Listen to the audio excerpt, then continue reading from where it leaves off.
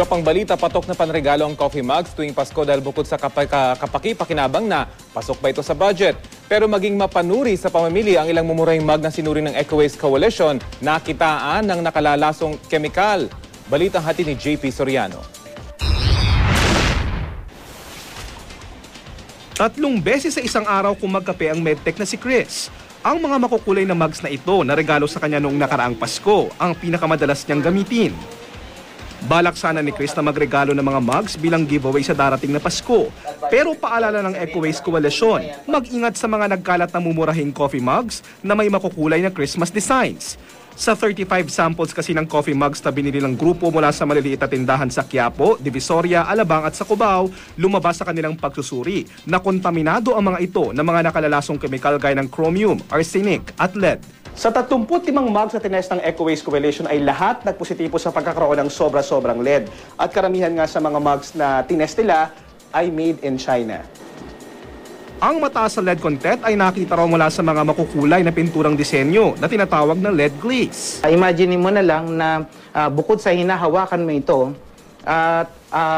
may yung ilalagay mo pa dito, it's either inumin o minsan noodles, no?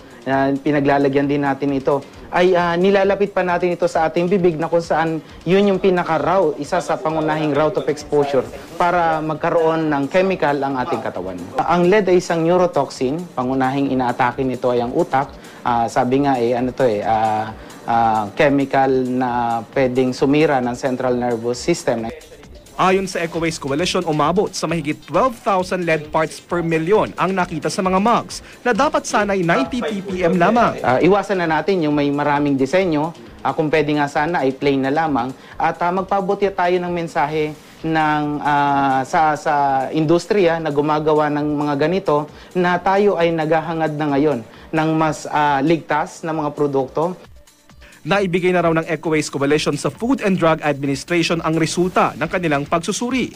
Ang FDA nag-ikot na rin daw sa iba't ibang tindahan sa Metro Manila para kumuha ng samples ng mga mumurahing mugs at dumaraan na ito sa pagsusuri.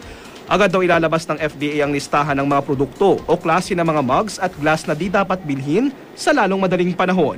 But because there are possibility of the paint containing pigments that carry heavy metal, and heavy metal can leach and go inside our body, it becomes now a health issue.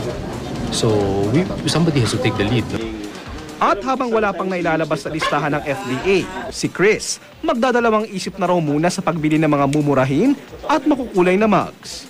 Pwede siguro i-display na lang or huwag mo na lang gamitin para makasigurado din tayo sa health kasi yun naman talaga yung pinaka-importante sa lahat.